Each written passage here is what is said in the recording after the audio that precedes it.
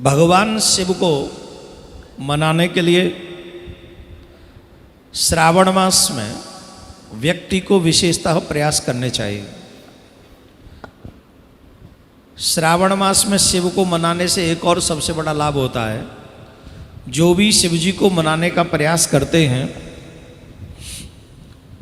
कुछ चीज़ों का अतिशीघ्र मनुष्य को, कई संकट ऐसे हैं जिनसे वो मुक्त हो सकता है। आज के युग में जो मनुष्य की सबसे बड़ी विपत्ति है या संकट है हमारी दृष्टि से, अब व्यक्ति इस बात की तरफ तो सोचता नहीं भगवान प्रसन्न हो जाएं, भगवान मिल जाएं या हमारा जीवन सफल हो। इस तरफ तो अगर 100 से आप मिलेंगे तो कोई 1 या 2 या 4, इससे ज़्यादा नहीं। मोस्टली जो सब लोगों की समस्या है आज के युग में वो है मनी, पैसा।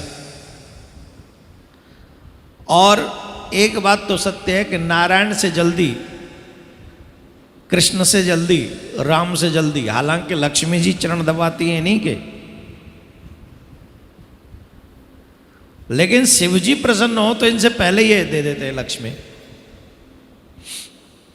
अकेली लक्ष्मी जी का तो पूजन आप करोगे नहीं, और नारायण तो नारायण है, वो कहेंगे ज़्यादा लक्ष्मी हमारे भक्त के पास जाने भी नहीं चाहिए, ज़्यादा लक्ष्मी जाती है तो हमारा भक्त जो है टेढ़ा बेढ़ा हो जाएगा, तो उससे कोई लाभ ठीक नहीं।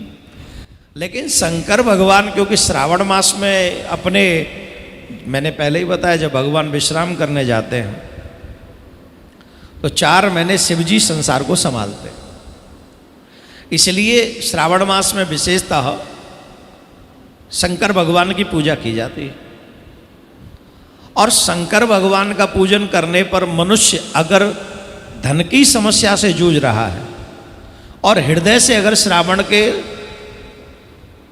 4 सोमवार 5 सोमवार जितने भी आते हैं, कई बार 5 भी आते हैं, कई बार 4 भी आते हैं, इस बार 4 हैं, तो चारों सोमवार अगर शिव जी की पूजा मन से करे, कुछ अधिक उसको चढ़ाना नहीं। एक तो ध्यान रखे कि सोमवार के दिन सफ़ेद वस्त्र पहनकर शिव जी की सेवा करें, पूजा करें।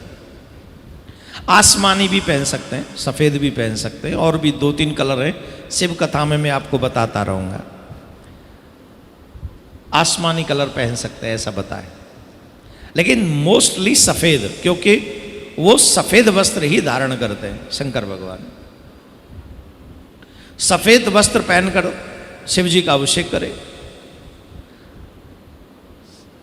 ध्यान देने योग्य बात यह है कि बेलपत्र उनको प्रिय है, और बेलपत्र सोमवार को हम तोड़ नहीं सकते, इसलिए रविवार को ही, जैसे कल, हमको बेलपत्र ले लेने चाहिए, जितने भी आप चढ़ाना चाहें।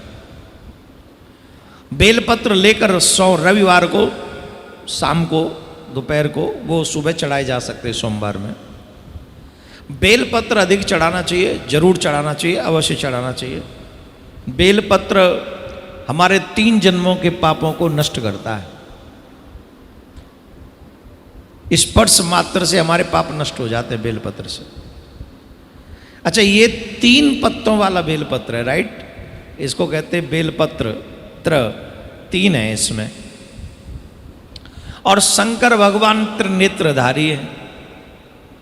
वैसे बेलपत्र 4 का भी होता है, 5 का भी होता है, और अधिक का भी वर्णन किया गया। जितने अधिक वाले बेलपत्र आप चढ़ाओगे उतना ही ज्यादा पुण्य है इसका। अभी तो हमें 3 वाले ही मिल रहे हैं तो 3 वाले ही चढ़ा रहे हैं, लेकिन जितने अधिक वाले मिल जाएं उतने चढ़ा दो, उतना ही ज्यादा पुण्य है। 3 नेत्रधारी, त्रिनेत्रधारी महादेव पर जब हम बेलपत्र चढ़ाते हैं तो जैसे ही बेलपत्र चढ़ाने के लिए हम यूं करते हैं शिव जी पे, बेलपत्र का स्पर्श होते हमारे 3 जन्मों के पाप नष्ट हो जाते। पिछले 3 जन्म में आपने जो पाप किए होंगे वो नष्ट हो जाएंगे। और आप श्रावण भर अगर हम और आप, जैसे आज भगवान की कृपा से अभी तक तो कोई ब्रेक लगी नहीं, आज 16वां दिन है, 16 दिन से अगर हम बेलपत्र चढ़ा रहे हैं तो 3-3 दिन लगाना, 3-3 जन्म, कितने जन्म निकल गए होंगे? कितने? 40 गए। 48 जन्म के पाप नष्ट हो गए हमारे। अब तो जो हम अभी फिलहाल में कर रहे हैं वही चल रहे होंगे। और हम ये 41 दिन करेंगे तो 41 दिन का 3 गुना करो, 123।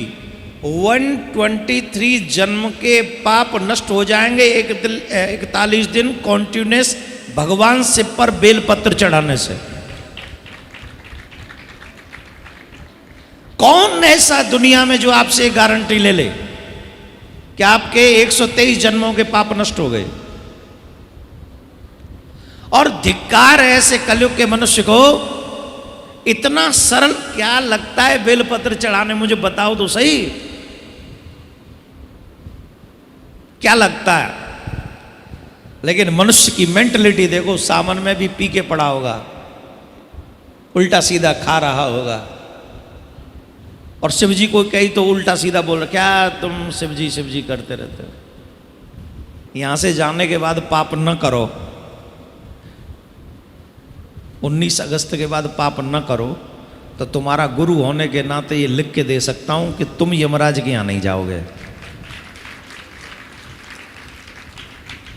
तुम्हारा गुरु होने के नाते ये अधिकार है कि मैं लिख के दे दूं, आप यहां से जाके पाप मत करना, बस मेरी गारंटी। लेकिन 41 दिन तक वैसे जुड़ रहे हो जैसे मैंने कहा। हम और आप इन महत्वों को जान नहीं पाते हैं, ना समझी में अपना कीमती समय गंवाते हैं। हमें अपना अनमोल जीवन नहीं बिताना चाहिए। जितना भी ज़्यादा प्रयास हो सके मनुष्य ही कर सकता है, कोई और नहीं कर सकता। मनुष्य ही एक ऐसा प्रयास कर सकता है जो अपने कई जन्मों के पापों को नष्ट कर ले और इस जन्म में इतने पुण्य एकत्रित कर ले कि भगवान हमें फिर किसी और जन्म में न भेजें। और ये मनुष्य कर सकता है, इसमें कोई दो राय नहीं। मैं तो कहूँगा मनुष्य ही एक ऐसा है जो कर सकता है, और तो कहाँ कोई करेगा।